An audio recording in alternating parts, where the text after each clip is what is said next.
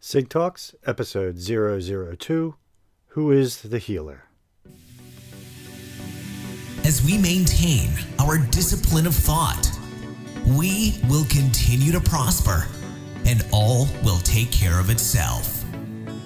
This is SigTalks with your host, Dr. Carrie Sigafoose, your home for the chiropractic philosophy, where we discuss the teachings of Dr. Jim Sigafoose, from his writings to his talks and his many audio presentations. Hello and welcome back to SigTalks, our second episode. Today's talk is going to be one that my father gave in New Orleans. It was entitled, Who is the Healer? It's a pretty great talk, so we're going to have a listen to that right now, and I'll see you on the other side.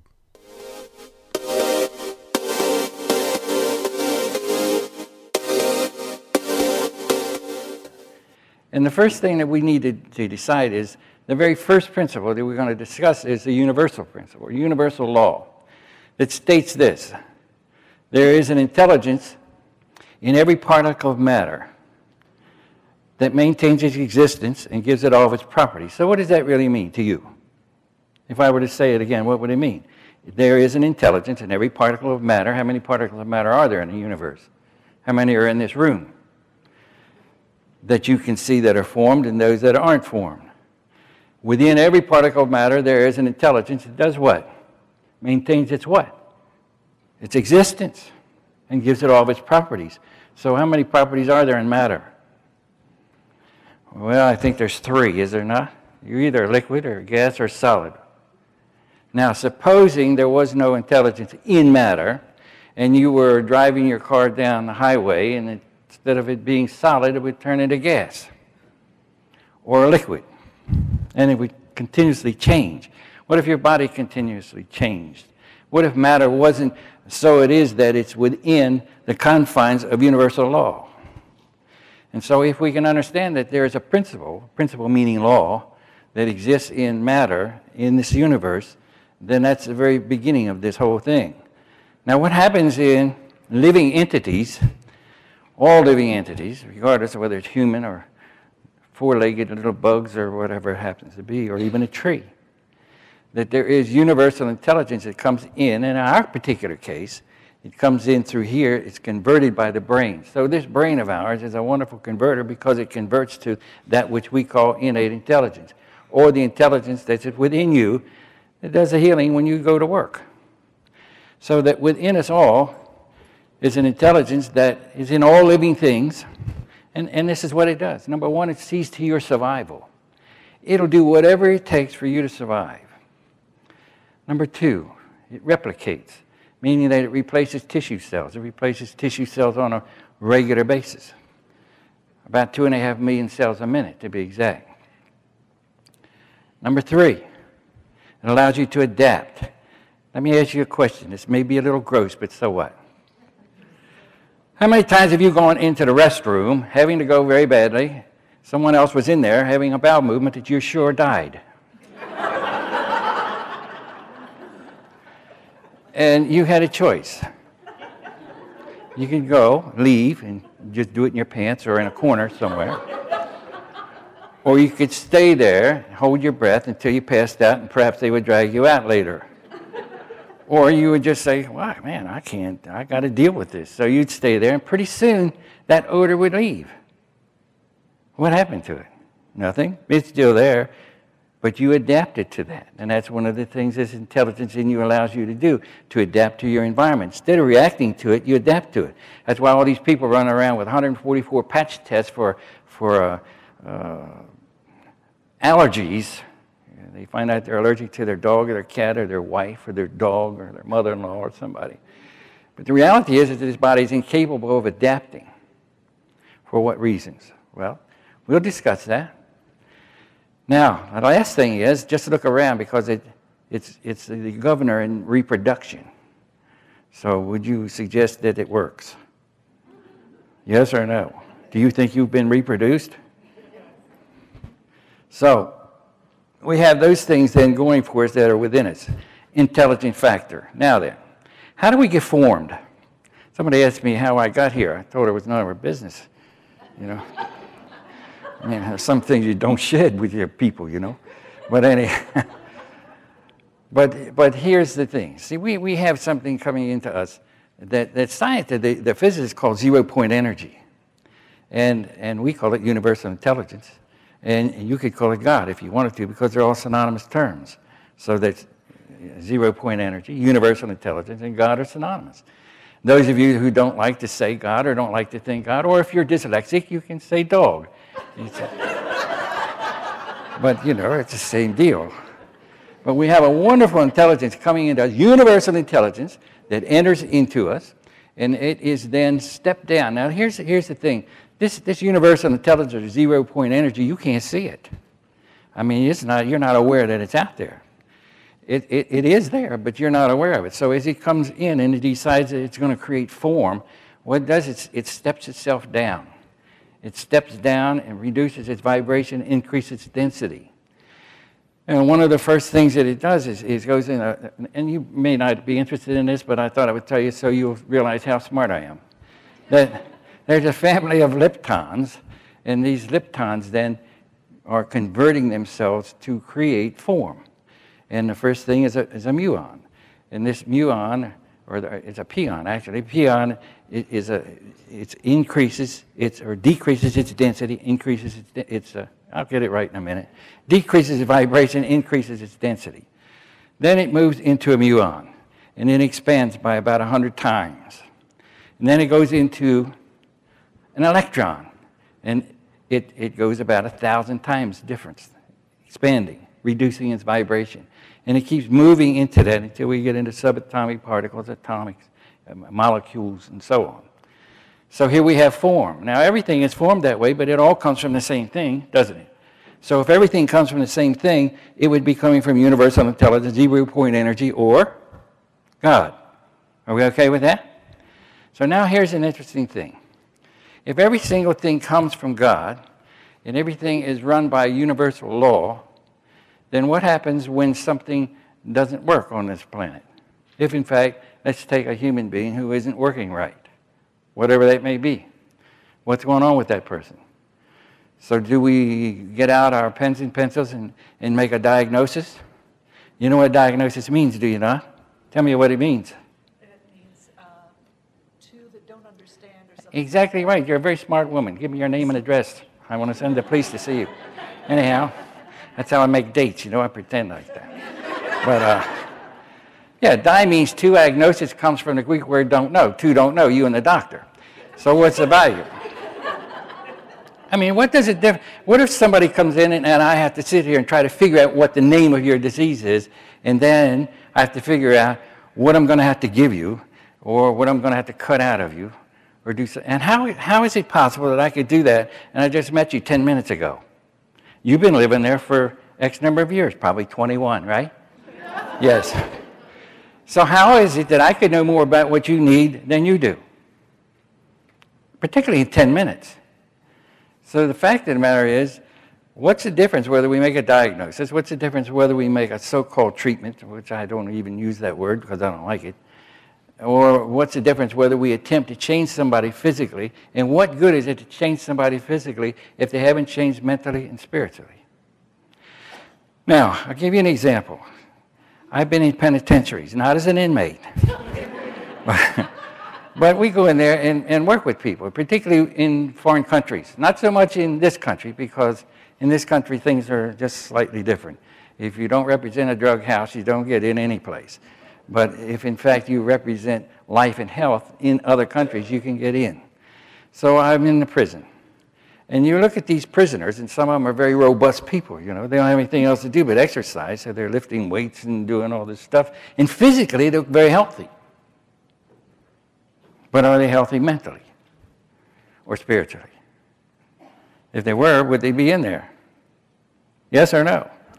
So getting somebody to become physically healthy, so to speak, is a nice thing, but it's only 1/3 of the problem.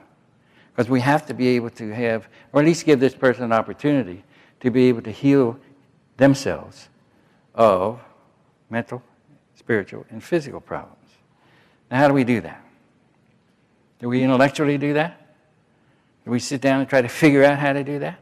Should we figure out how to do that? Yes or no? I mean, who here can tell me how you're going to sit down and figure out how you're going to get somebody physically, mentally, and spiritually healthy? What are you going to do? You're going to feed them vitamins, and you're going to maybe sing a love song to them, and maybe operate on them. Cut out the part, you know. What do you need those parts for anyway? God made a mistake because He put them in there in the first place, right? Yeah, you know, you stop to think about it. God was, this creation, this magnificent intelligence. If you were supposed to have surgeries, don't you think you would have been equipped with zippers so we just unzip you and take it out? Huh? No. Because you see, the power that made the body can heal the body, and if you were to need, supposedly, if you were to need a surgery, do you think that you have the ability, the intelligence within you knows how to recreate that organ? Normally versus abnormal? Yes or no? Okay, we're back. What an amazing talk. This was actually taped live in New Orleans and is approximately 2.5 hours long. I know we only listened to a portion of each of my father's talks, but each clip that we review is filled with so much information that it would literally take us a lifetime to get through each one. So let's just dive into this one. Throughout all of this audio presentation, Dr. Sigafoose repeatedly uses the term or terms universal intelligence, zero-point energy, and God. Immediately, he lets us know that these terms, according to your understanding of them, are all synonymous. They are all used to explain the power that made the body. For the purpose of sticking to one term, we will use what I feel is the point of this entire talk, universal intelligence or universal law. He opens with this talk with a statement that we all operate on a principle, that being universal law, that there is intelligence within every particle of matter, which maintains its existence and gives it all its properties. He moves on from there and lets us know that the brain converts this intelligence into what we call innate. Now, what is this innate or intelligence? First of all, it is in all living things and will do whatever it needs to make us survive. Secondly, it replicates itself and replaces tissue cells. Thirdly, it allows us to adapt to our environment. And finally, it is the governor in reproduction. So how does this work? How does universal intelligence become innate? From what I get from this is that once innate enters us, it basically steps down and reduces its vibration and increases its density. From this point, it expands and reduces its vibration until we get to a form, or to us. So basically, we are electrons that have vibrated down to the human form. Amazing. So simple in its explanation. I love the way Dr. Sigafoose in this segment goes directly into the power that made the body, heals the body. That we have the ability to heal ourselves, that innate knows exactly what it needs to do within our bodies. So conversely, when something goes wrong with the form, wouldn't it make sense that there is an interruption of the universal intelligence? That the life we receive comes from above, down, and inside out. Because when we cease to vibrate at a certain level, we change. Here's where Dr. Sigafoose uses an example of breast tissue. That when the intelligence changes or is interrupted by, say, a subluxation, we slow down or lose energy. And that when this occurs, this tissue, no matter where it is in the body, can slow, become sick, or he uses the word cancerous. Here in the talk is where Dr. Sig starts to talk about who's the healer. He gets into the idea that energy affects matter and energy follows thoughts. So wherever we project our thoughts, our energy should and will follow. I love the example he uses here. He talks about a lady that he knows who has a tumor in her breast, but she lives in Pennsylvania and he lives in Maryland. She wanted my father's help, so they started working together, long distantly, and started projecting thoughts and positive energy between each other. They did this for a while, and I mean over a period of time. He says that this woman in Pennsylvania went to her next oncology appointment, and on this visit, the doctor said her tumor decreased in size. Why? It's simple, because energy follows thought. Would it not make sense then that if we as a species could change our thoughts, then we could in fact change the energy of the world around us? Wow. Jeez. At this point, Dr. Jim furthers the thought that if the whole family could or would go to her at the hospital for 24 hours a day in shifts and project positive thoughts and energy, wouldn't we be able to not just heal her, but empty out the hospital? Pretty deep. But is it possible? I will leave that for you to decide. This is where he tells the group of energy healers that chiropractic is in fact energy work. Different technique, but same goal. It's funny, I never knew until I listened to this audio that my father even ever spoke to a non-chiropractic group before. It was sort of cool to hear this. So, in this audio is where he starts talking about intellect and how we have a habit of overthinking what we do. We become afraid, mostly of rejection. But he states, if we simply prepare ourselves by visualization and meditation, we have no need to be nervous. Rejection happens. Only through rejection can we succeed, because sooner or later, someone's going to say yes. I like this idea. It makes rejection a practice of growth and not a failure. So he goes on to say, we have to remember that every single particle of matter inside of us has intelligence. That if our cells, given the opportunity to remember their normal state, that being perfection, and there is no interference, then the intelligence will return the cell to its whole state. So don't overthink it, and don't be afraid, because it is universal law, and it does not fail when given a chance to succeed. Okay, who's mentally overstimulated now? Wow, I have to say I am, but in a good way. Okay, see what I said about going on over a small portion of his talks? This is why we have them on Sigafoose.com for you to download in their entirety. Anywho, I digress. Here's where we jump into a topic of health being a triune: spiritual, mental, and physical. I think the physical we got covered, that being the subluxation and keeping the nervous system open and flowing freely. But Sigafoose goes into a different area here, that being love, abundance, and intellect versus innate. In this segment, he asks a simple question: do you love yourself? Do you approach everything with that one simple statement? If you do this, then you already have started the healing process before you even walk into the room with your patient. Nice. I think this falls along the line of when you walk into a room and it's full of negative energy, you just want to leave, run away. But now walk into a room that is full of love and you can sense it. You actually want to be there. So what is the dominant thing you must maintain? Yep, that's right, love. If you operate with unconditional love, you will attract more people. So do not operate in fear.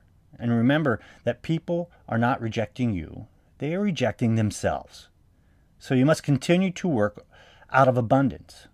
Nice segue there, huh? If you are abundant and happy and healthy, and that's what people see in you. This goes back to energy, because only if you are in control of your thinking, and we have a choice between constructive thoughts and destructive thoughts, and we must be careful at all times what we keep in our mind, because thoughts become reality. Now, intellect versus innate. We cannot control innate, period.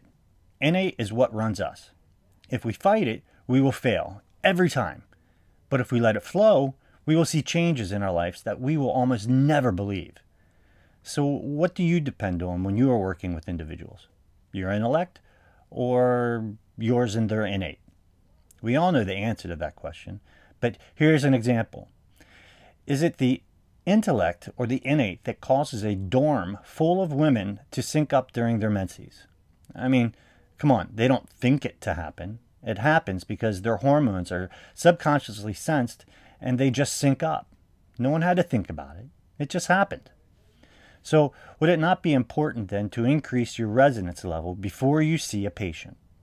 How many of you adjusted someone and were in a bad mood or not focused, and then that patient returns in a couple of days or weeks, and says, ever since that last adjustment, Doc, I've been off or ill or in pain. I know I have. My thoughts were not where they were supposed to be, and I put a crappy energy into them. Simple. So wouldn't it make sense to clear out my thoughts? Because my thoughts have intellect, and my intellect is innate, and we are all made up of the same stuff. So if we breathe and meditate to increase our energy level, we would enter into a more clear relationship with the individual we are working with. Got it? Here, think of it this way. Dr. Sig explained it. When they activate the electron super collider, that they wanted to reverse the spin of an electron on one particle, so they put the energy into one, and they achieved it. For a brief moment, that electron reversed its spin, but so did every electron of the same type. That was not that was not in the super collider. You see, we are all connected, and our energies can affect each other. When we open ourselves to the universal intelligence in all of us, we are opening ourselves to a greater understanding of who and what is going on around us. I mean, everything around us is intelligence, even the air we breathe. So we can create our environment. Think of it this way. If you can visualize it, you can manifest it. Try to ask yourself something and believe you received it. Just ask for it. Though you have not even gotten it yet, keep the faith and do not falter. I promise it will materialize in your life sooner or later, but you must take action, and you must keep it in your mind at all times. Think of it this way. It is all about belief. Here, Dr. Sigafoose talks about matter. And matter, like, does what? It repels. But in spirit, like attracts like. So if you think negative thoughts, that is what comes to you. But if you have abundant thoughts, guess what it is you get? That's correct. We get abundance. But when it shows up, and it will, we have to be thankful. If your actions and your thoughts are different, and you do good things but think negative thoughts, guess what will come into existence? That's correct. Negative things. It all goes back to intelligence and innate being one and the same. Think about this for a second. Who is the most important person in the world? That's right. It's the person that's right in front of you. And what is the most important time at that moment? It's the exact present. You cannot be thinking of the past or the future at that moment. So think about it. What is it in your life that you want, that you do not already have? Now this part is not on the audio clip that you just listened to, but Dr. Sigafoose recommends getting a book by a man named Arnold Patent, Patent. It's called You Can Have It All. He recommends that you read it over and over and over until you own it. He states that if you do this, no matter what you want in your life, you have to live it and act as if you already have it. Now, belief will only get you halfway there, because no matter how much faith you have, without action, you will never get there. Here's what Dr. Sigafoose goes on, and he pulls out his inner Yoda. He says, do not try. Do. There is only do or do not. There is no try. In the end of this audio presentation, Dr. Sig suggests that you write your mission statement down, your mission's life statement down. Write it out and read it and act upon it every day. There are 4 recommendations as well. 1. Love yourself. 2. Love the universal intelligence that is in all of us. 3. Discover how wonderful you are. 4. And then the most important thing, give all the love you have for yourself away. Because my loving me means I love you. Because we are all as one. Now go take control of your life and think it into reality. I promise you, it'll happen. Whew. This was only the second SigTalks, and I thought we were going to ease into it and take it slow. I guess I was mistaken. Now, if you like what you heard today and you would like to get the full gist of this talk, I highly suggest you go over to www.sigafoose.com and get the full digital version on this talk. This one and many more are available, including Dr. Sigafoose's videos and written works as well. I hope you enjoyed today's SigTalks episode, and I hope you tune in every week for a brand new show. Take care, and remember, keep your thoughts positive and your mind full of love, abundance, and belief. Until next time, give for the sake of giving, love for the sake of loving, do for the sake of doing, and serve for the sake of serving. Do this, and all else will follow. Thank you for joining us today. If you're interested in more of Dr. Sig's material, head on over for your daily dose of chiropractic philosophy to www.sigafoose.com and register for our free newsletter and to find today's recording in its entirety. Remember to give, love, do, and serve. And we will see you again soon.